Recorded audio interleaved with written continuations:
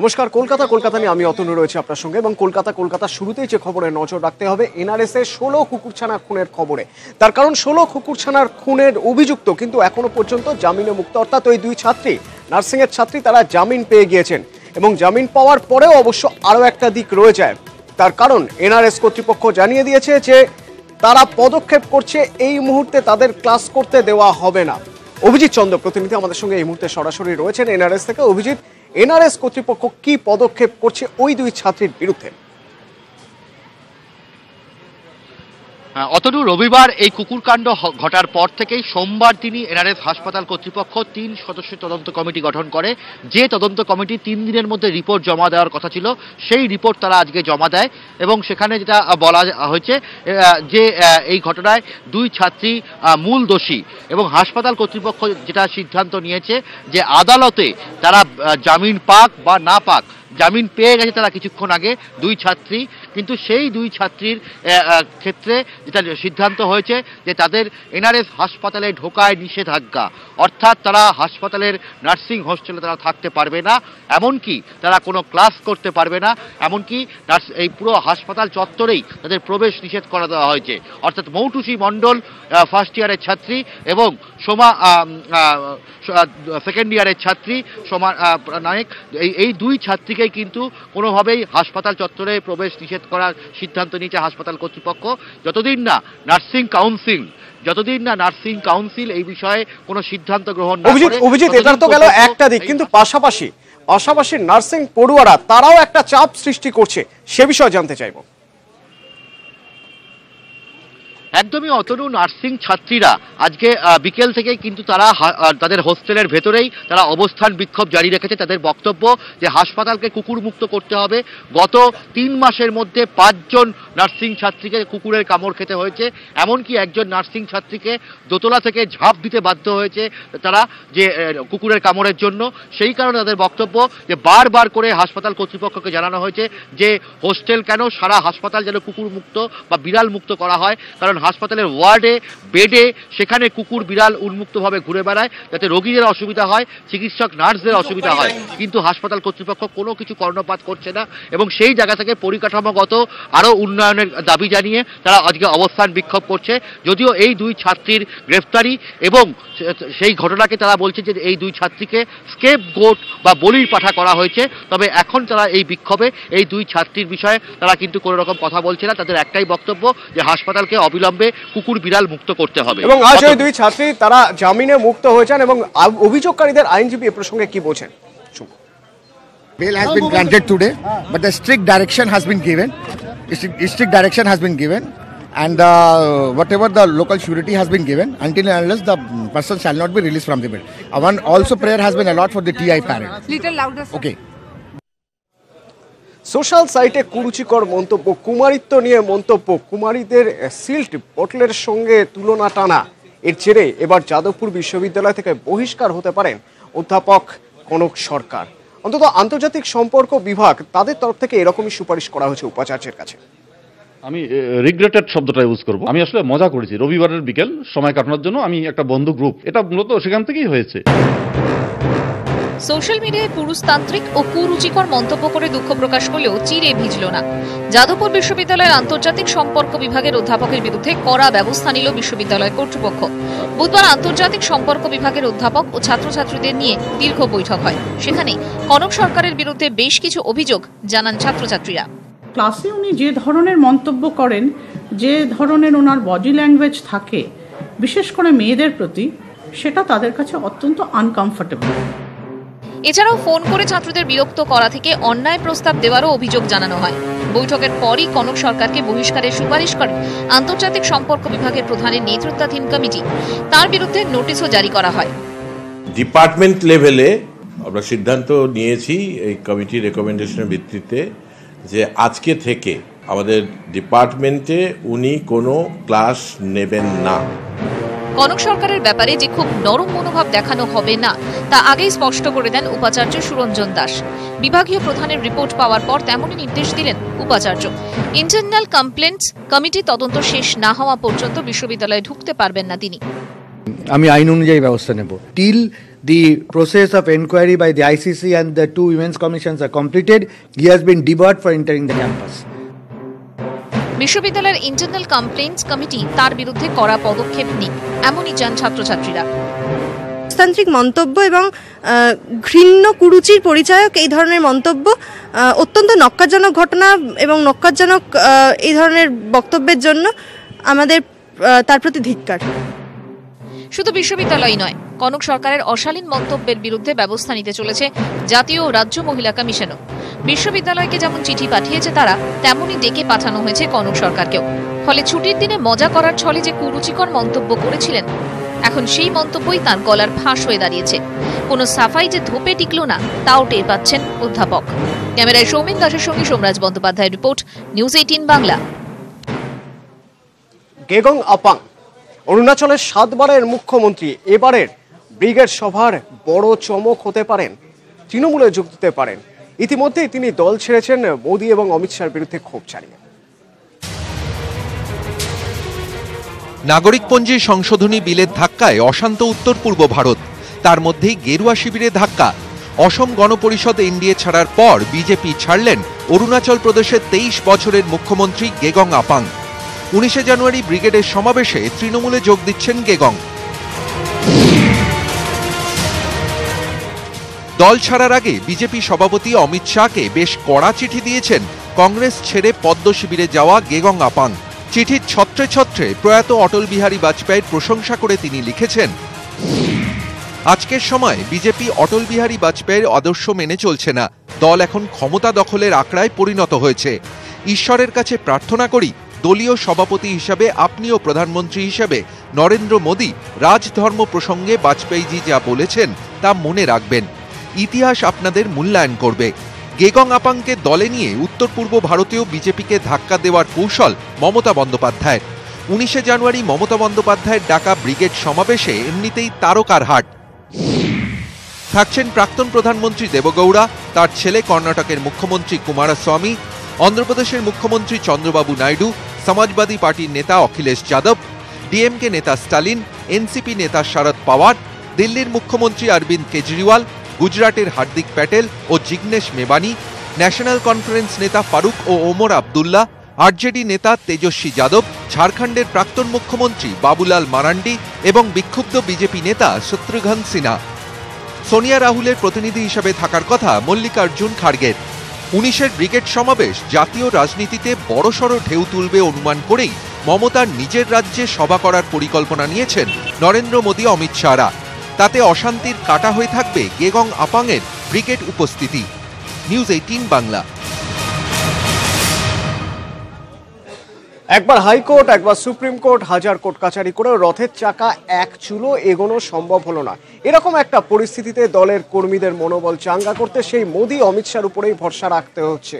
এখনো পর্যন্ত যা খবর তাতে ফেব্রুয়ারির 8 তারিখ ব্রিগেডে সভা করতে পারেন নরেন্দ্র মোদী। তার আগে অবশ্য রাজ্যের বিভিন্ন জায়গায় 5টি জনসভা করতে পারেন অমিত শাহ।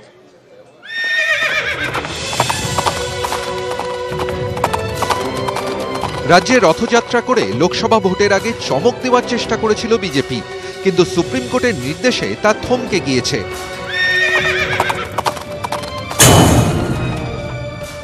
রথযাত্রায় সুপ্রিম ধাক্কায় ভোট যুদ্ধে নামার আগে কর্মীদের মনোবল তলানিতে, তাই এবার বাধ্য হয়ে জনসভাতেই ফিরতে হলো বিজেপিকে। রাজ্যে 5টি সভা করবেন অমিত শাহ।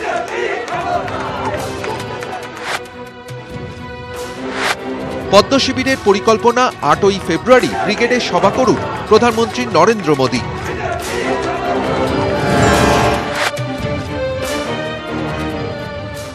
একটা মোটামুটি 8 ফেব্রুয়ারি প্রধানমন্ত্রী যে সভা করার জন্য ব্রিগেডে আমরা ভেবে রেখেছি দিন, সম্ভব হলে মাননীয় প্রধানমন্ত্রী তার আগেও 1-2টো সভা করতে পারেন।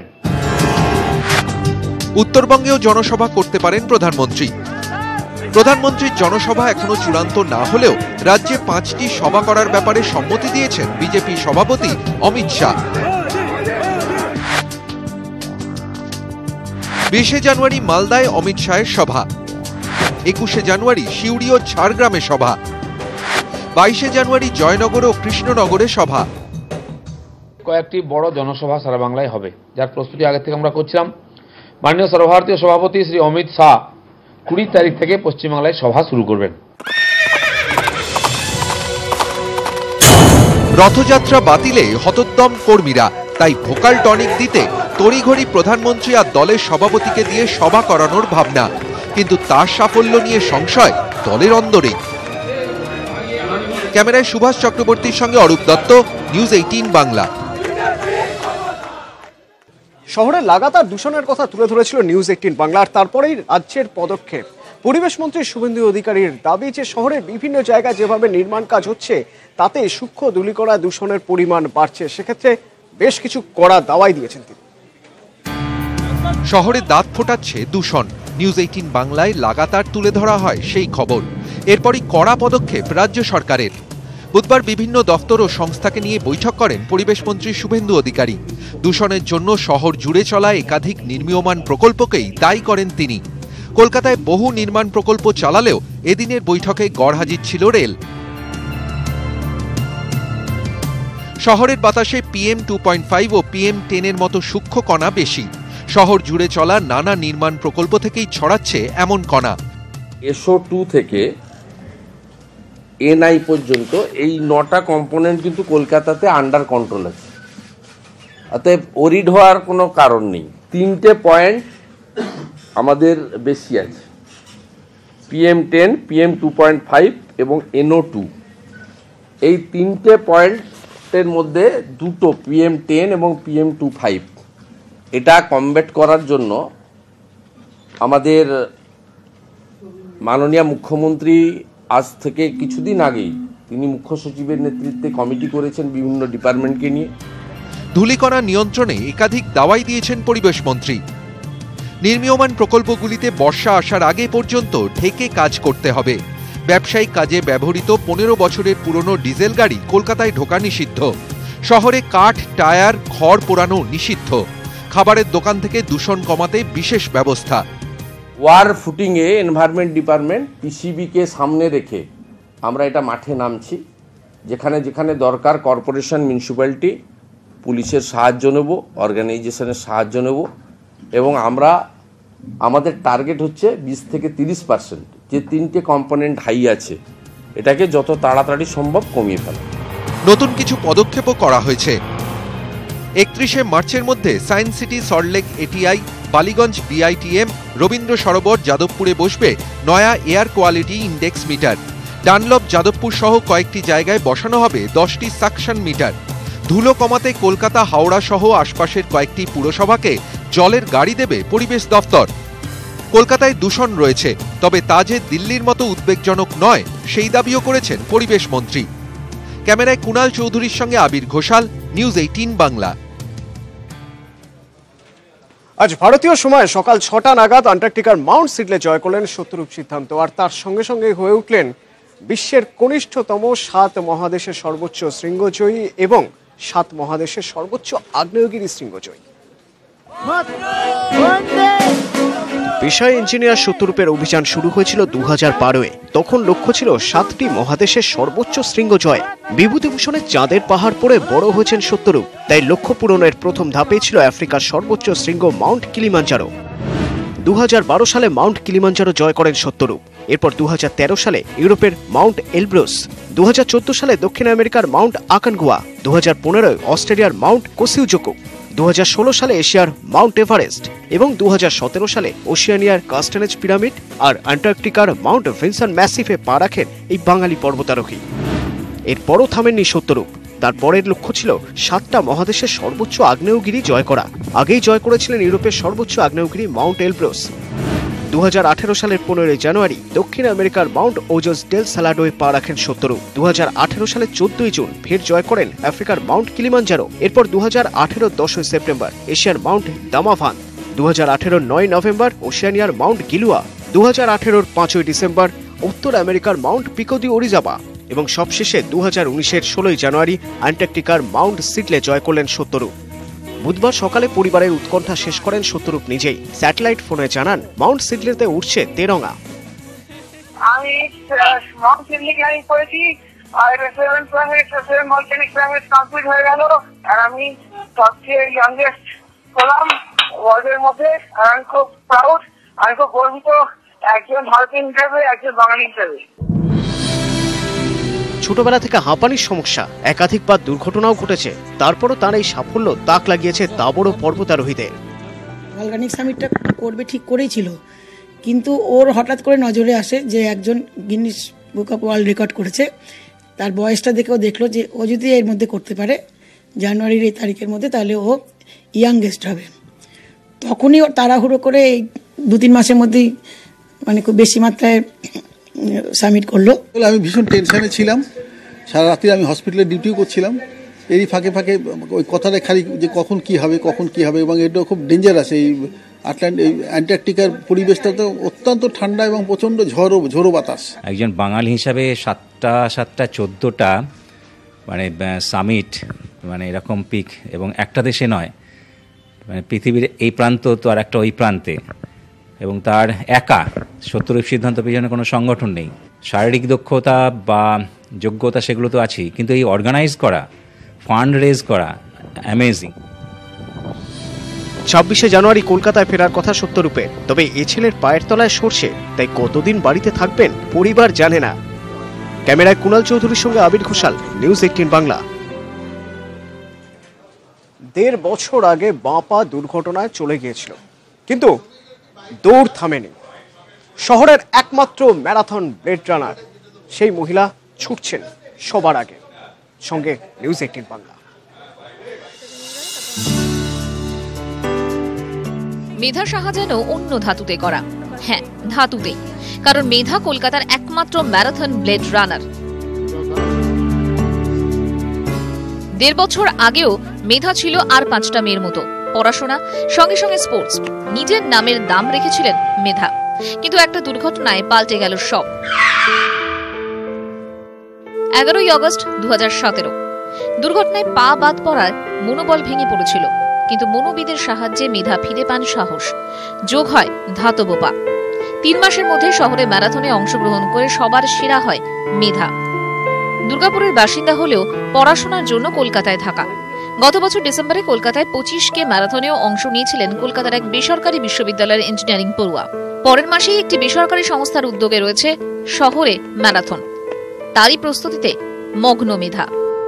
21 আগস্ট বাস অ্যাক্সিডেন্ট হয় অ্যাকচুয়ালি 2017-এ। এখান থেকে আমি প্রসেটিক লেগ নেওয়া অটোওয়াক, তারই আমাকে বলের সঙ্গে যেতে গিয়ে পার্টিসিপেট করতে, তো ওটাই ফার্স্ট টাইম। প্রত্যেক ইয়ারে পার্টিসিপেট করার ইচ্ছা আছে ম্যারাথনসে, দেখা যাক কতটা হয়। এখন না বলে না, যা ইচ্ছা যা করতে চাই সেটা সবসময় রাজি হয়ে যায়।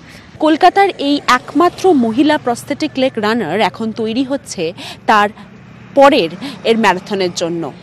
সে দিনের মধ্যে 7-8 ঘন্টা চলছে শুধু প্র্যাকটিস। ক্যামেরায় পিন্টু সরকারের সঙ্গে শালিনী দত্ত, নিউজ 18 বাংলা।